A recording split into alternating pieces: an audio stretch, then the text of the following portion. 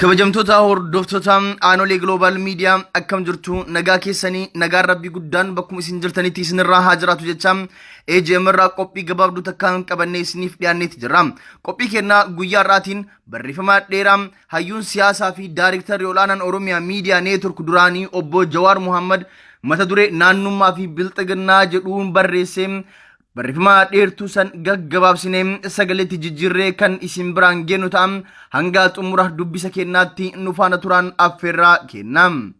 Naannummaa fi bilxiginnaa jechuun kan eegale barreeffama isaa xiinxalaan siyaasaa fi daayiriktarri olaanaan Oromiyaa Miidiyaa Neetwork duraanii obbo Jawaar Muhammad bilxiginnaan naannummaa akka tooftaa haaraatti as baasuu eegallaan barruu waggaa 14 dura bara 2006 akkuma barnootaaf Ameerikaa dhaqeen dhimma naannummaa fi siyaasa Oromoo ilaalchisee kora oosaa irratti dhiyeesse tokko kuusaa keessaa baasee ilaale. Waan bara sanaa dhiyeesseef sanii as hubadhee irratti hundaa'ee waan bilxiginnaan deemtuun irratti xiinxala gabaabduu isiniif dhiyeessuufin kan armaan gadii kana katabe. Barruun sun humnoota naannummaa Oromoo jidduutti fayyadamuun bakka lamatti qooddee dhiyeessite. Humnoota keessoo kan alaa internal and external actors kan alaa diinota Oromooti keessattuu warra aangoo mootummaa Itoophiyaa harkaa qabaachaa ture. Kan keessoo ammoo murnoota siyaasa Oromooti. Humnoonni alaa fi keessoo kun naannummaa akeeka garagaraa fayyadamu. Humnoonni alaa Oromoo qoqqoodanii cabsuuf yoo ta'u, humnoonni keessoo ammoo olaantummaa murnaa fi bolola aangoo fayyadamuufi. Bara Minilik Haayila Sillaaseef darguu namaaf lafti Oromoo akka walitti hin hidhamne godinootatti hiranii saba Oromoo kanneen biroon walitti xaxanii kaayan. Kifla Hagar waan jedhamaa ture sana keessatti lafti Oromoo Oromiyaan adda qiciramte kan warra biroon walitti hidhamte kun Oromoo caasaa waloo akka hin qabaanneef caasaa fi xiinsammuun akka adda fagaatuuf ture. Kana qofa miti. Maqaan waloo saba kanaa lagatamee dagatamee sabni qiciramee teessuma lafaa sunuu tan eenyummaa sabichaatti wal hin qabanne Wallagga, Harargee, Walloo, Shawaa fi kanneen kana fakkaatan jedhamuun ol kaafamee sabni akka ittiin waamamuuf saniinis of beeku regional self identification gochuuf yaalame. Bara Mallasaa ammoo qabsoo hadhaawaan Oromiyaan jaaramnaan OPDO keessatti murnoota naannoleen wal dorgomsiisuun waliif tumsuun akka hin jiraanne godhuuf yaalamaa ture. Waliigalatti diinonni Oromoo eenyummaa hariiroo seenaa gocha waloo Oromoon qabu xiqqeessaa danqaa busheessaa achumaan ammoo qoqqoodama babal'isuu akka tarsiimoo siyaasaa humna Oromoo ittiin laafisanii mo'ataniitti fayyadamaa turan. Uummanni tokko dantaa waloo ofii tarkaanfachiisuuf eenyummaa waloo cimaa uummachuu qaba. Eenyummaa waloo uummata tokko digdeem yookaan laafiftee taanan humna waloon dantaa isaaf tarkaanfachiisuu qabu dadhabsiifte jechuudha. Yoo aangorra jiraatte humni sun waloon akka sirratti hin fincille goota. Yoo jarri aangoo qabatee ammoo waloo isaa san diiguun laafiftee akka kuffiftu gargaara. Ijaa kana ta'eefidha sirnoonni Minilikii hanga darguu jiran sabboonummaa Oromoo akka hin biqilleef Oromoo godinootaan garagaraatti qircee wal lolchiisuu yaalaa ture. Warri wayyaanee ammoo sabboonummaa Oromoo biqilee guddate Oromiyaa ijaarrate sun wal qocollaa fi dorgommii keessoo naannummaa irratti hundaa'een keessaan akka laamsha'u gochuu akka tarsiimootti fayyadamaa turan. Garuu shiraa sirnoota nafxanyaas kan wayyaanees irra aanee as geenye. Gama biraatiin murnoonni fi hogganoonni Oromoo dorgommii keessoo godhamuuf naannummaa akka tooftaa tokkotti fayyadamaa turan. Hogganoonni aangoo jaarmoota qabaachuuf yookaan irra turuuf namoota naannoo isaaniitti dhalataniin of marsu yookaan warra naannoo biraa ofirraa fageessu namoota naannoo dhaloota isaaniitiin of marsu amanamummaa yookaan looyaalitii isaanii mirkaneeffachuu barbaadu. Warra naannoo biroo ofirraa dhiibuun aggaammii aangoo isaaniitti dhufuu malu irdhisuun akkas godhu. Naannummaa akka tooftaa dorgommii aangoo keessatti fayyadamuun sababoota qabsoo Oromoo laamshessanii tursiisan keessaa isa tokko. Kunis naannummaan eenyummaa waloo laaffisa. Eenyummaan waloo hojii waloof murteessaa waan ta'eef hogganaan tokko naannummaa fayyadamuun gommaa konkolaataa ofii of jalatti uruun hafuura hirdhisuu jechuudha. Jaarmaa tokko keessatti naannummaan jiraachuun hoggansi dandeettii fi hojiin osoo hin taane dhiyeenya waliif qabuun aangoo irraa akka taa'uu fi hojiif hojjetaan akka wal hin geenye godha. Walshakkiin babal'atee mooraa qabsoo Oromoo qilleensa seensisee yeroo adda addaatti dhaabbileen murnootii akka caccaban godhe kun ta'uun isaa tarsiimoo diinni tokkummaa fi sabboonummaa Oromoo laaffisuuf fayyadamus gumaata guddaa godheera.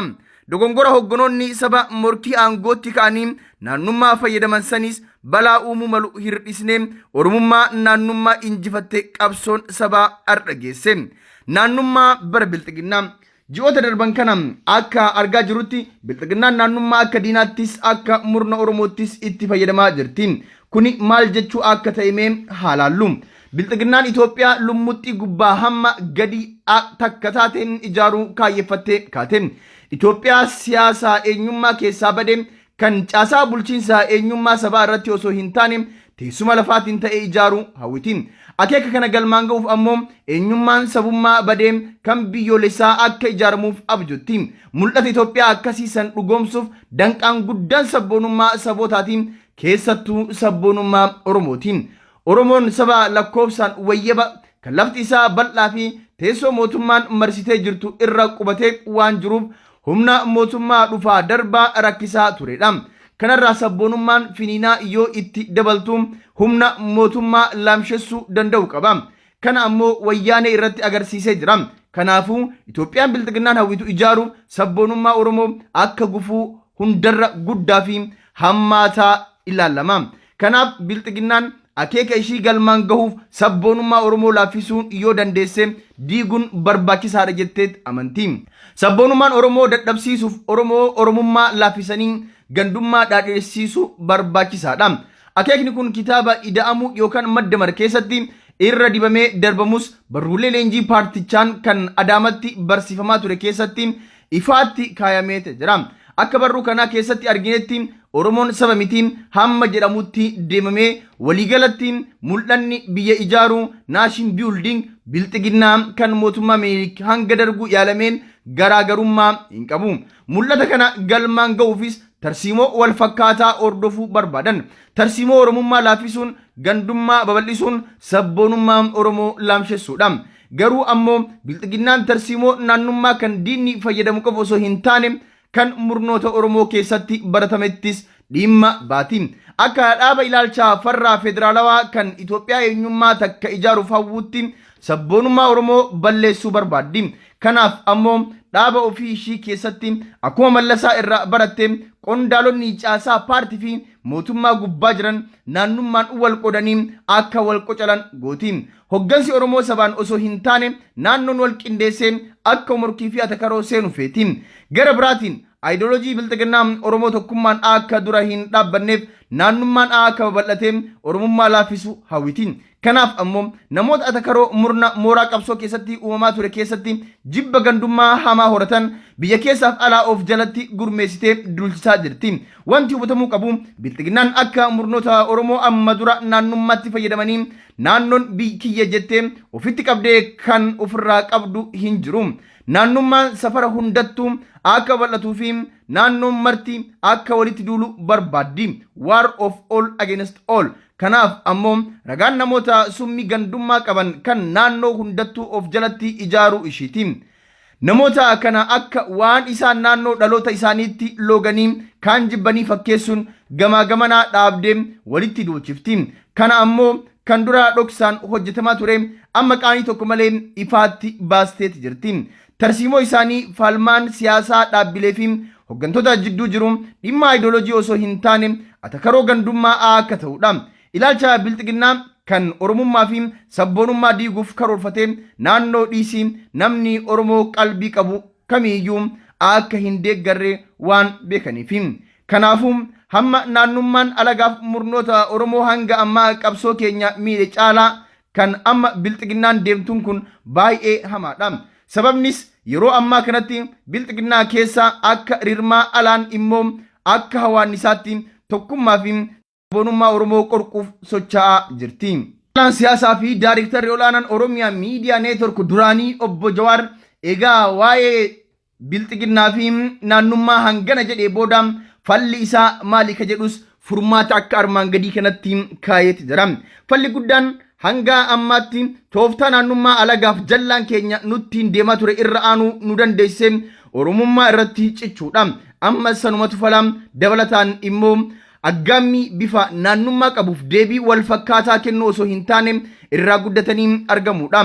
Arrabsituun hattuun fi digduun godinni filatee bakka buufate hin jiru.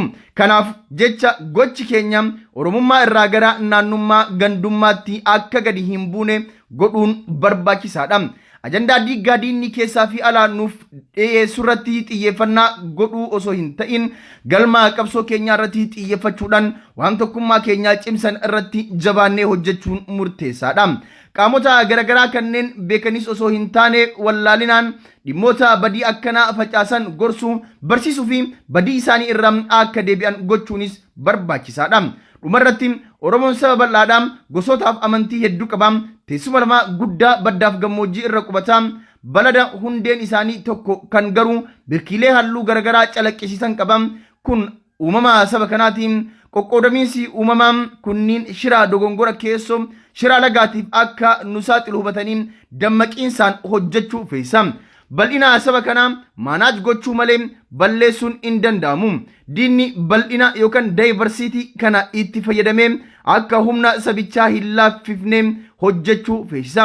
Hojii kana keessaa tokko dhaabbilee siyaasaa hawaasummaaf dinagdee maqaa Oromiyaa fi Oromoon dhaabbata bal'ina kana akka calaqqisan gochuu feesisa. Nagaan oolaa jechuun hayyuu fi daarektarii olaanaan Oromiyaa miidiyaa neetwork duraanii obbo Jawaar Mohammad barruu dheertuu akka daa'imaa mi'ooytu tanam nutti jabaadhe jedhee jira. Nus barreeffama isaa kana sagaleetti jijjiirree sagalee daqiiqaa 13 hin caalleen isin biraan geennee jira. Daawwattoota keenya ergaan hayyuu fi xiinxalaa siyaasaa akkasuma daarektara olaanaa Oromiyaa miidiyaa neetwork duraanii obbo Jawaar Mohammad tuni nama hundaaf qorsa waan taateef sheer gochuudhaan nama hunda biraan akka geettan yaamicha keenya isiniif dhiyeessa. Kabajamtoota daawwattoota aanolee Global Media sagantaan teennaa yeroo kanaa kanumaan golabdii yoo rabbi fedhe yeroo biraa sagantaa birootiin hanga walitti deebinutti nagaan nuuf tura.